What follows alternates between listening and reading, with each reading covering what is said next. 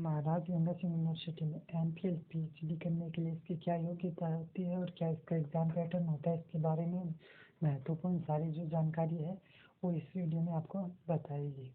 तो इसके लिए सबसे पहले बात करते हैं कि जो पीएचडी है वो वाणिज्य शिक्षा, ललित कला, संगीत, नाटकीयता, कानून प्रबंधन, अध्ययन विज्ञान और सामाजिक विज्ञान में कम से कम 55% अंकों के साथ मास्टर डिग्री होनी चाहिए। ठीक है। अब बात करते हैं, यदि शोध करना चाहता है तो एमफिल और पीएचडी के प्रवेश के लिए पर्यावरण विज्ञान में स्नातकोत्तर उपाधि है। पर्यावरण और जीव विज्ञान, भूविज्ञान, रसायन विज्ञान एमफिल पीएचडी में प्रवेश के लिए पात्रता है। ठीक है। में शिक्षा एमएड है। ठीक है। और वाणिज्य के लिए एमकॉम है। यदि उम्मीदवार 55% से कम अंक हासिल करता हो तो स्नातकोत्तर परीक्षा, लेकिन स्नातकोत्तर स्तर के साथ साथ डिग्री स्तर के एक दूसरे के विभाजन को सुरक्षित करता हो तो पीएचडी के लिए डिग्री के प्रवेश के लिए पात्र होगा। प्रवेश परीक्षा के बारे में अब हम बात करेंगे कि एमफिल और पीएचडी की जो प्रवेश होगा वो संयुक्त प्रवेश होगा। अर्थात जो इसके एग्ज़ाम आएगी वो एमफिल और पीएचडी के सभी दोनों के जो स्टूडेंट होंगे उनको एक साथ करके फिर उसकी जो टोटल लिस्ट है उनको सम्मिलित करके फिर उसकी जो टोटल लिस्ट है उन्हीं को रिक्त सीटों पर क्या किया जाएगा, सिलेक्शन होगा। उन्हीं को रिक्त सीटों पर सिलेक्शन लिया जाएगा, अर्थात संयुक्त रूप से सिलेक्शन होगा। ठीक है। अब बात करते हैं, उम्मीदवार एमफिल भी कर सकता है, पीएचडी भी कर सकता है और इन दोनों को एक साथ भी आवेदन कर सकता है। यदि दोनों साथ करना चाहते हैं तो दोनों का एक साथ आवेदन कर सकता है, परंतु जो इसके जो एग्जाम सिलेक्शन का पैटर्न है वो संयुक्त प्रवेश होगा। ठीक है। अब बात करते हैं प्रवेश परीक्षा प्रत्येक विषय के लिए। जो इसका एग्जाम पेपर की बात करते हैं तो एग्जाम पेपर होगा वो एक क्वेश्चन में होगा, वो 3 मार्क्स का होगा और कितने क्वेश्चन आएंगे, 100 क्वेश्चन आएंगे जो एमसीक्यू अर्थात बहुविकल्पीय टाइप की होगी। ठीक है। प्रत्येक गलत उत्तर के लिए 1 अंक की नेगेटिव मार्किंग है, अर्थात 1 अंक काटा जाएगा गलत उत्तर देने पर। ठीक है।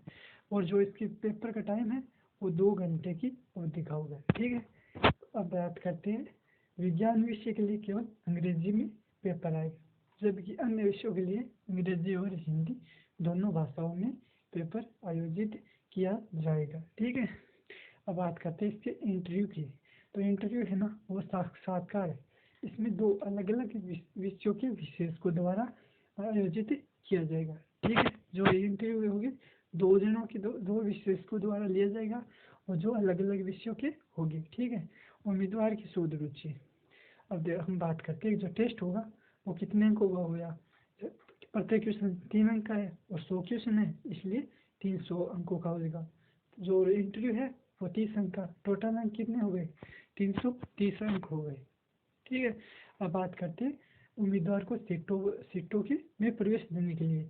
तो प्रवेश देते समय राज्य सरकार की आरक्षण नीति का पालन किया जाएगा। जो SC ST है उनको 5% आरक्षण दिया जाएगा और वो आरक्षण है ना वो उनके जो मार्क्स है उसमें ऐड कर दिया जाएगा। और बाद में जो एमफिल और पीएचडी है उसका जो सम्मिलित स्टूडेंटों का सम्मिलित रिजल्ट है ना उसमें जो ऊपर हो गए उनकी मेरिट निकाल के उनका सिलेक्शन दे दिया जाएगा। आरक्षण नीति के अनुसार उनके नंबर बढ़ा के फिर मेरिट निकाली जाएगी। ठीक है। अब बात करते हैं पीएचडी के अंतिम प्रवेश में सीटों की उपलब्धता के अधीन डिग्री दी जाएगी। एक उम्मीदवार को यदि पीएचडी में भर्ती किया जाता है तो उसे डिग्री पंजीकरण शुल्क, कोटवर्क परीक्षा शुल्क का भुगतान करना होगा। यदि उसका पीएचडी में सिलेक्शन लिया जाता है तो उसे पंजीकरण शुल्क और कोटवर्क शुल्क का भुगतान करना होगा। ये महत्वपूर्ण जानकारी पीएचडी से संबंधित है। अब हम बात करते हैं इस शोध कार्यक्रम में शामिल होने के लिए विश्वविद्यालय को प्रस्तुत करेगा। जो अपने शोध कार्यक्रम है वो विश्वविद्यालय को प्रस्तुत करेगा उचित चैनल के माध्यम से। कोई उम्मीदवार MPCET की परीक्षा में उत्तीर्ण होगा, कम से कम 36% अंकों के साथ उत्तीर्ण होगा।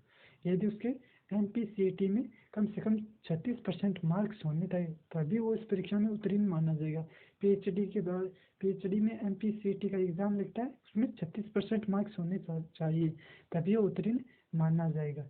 यदि वीडियो अच्छा लगा तो लाइक कर दीजिए, चैनल को सब्सक्राइब कर लीजिए ताकि आपको मोर अपडेट मिलते रहे।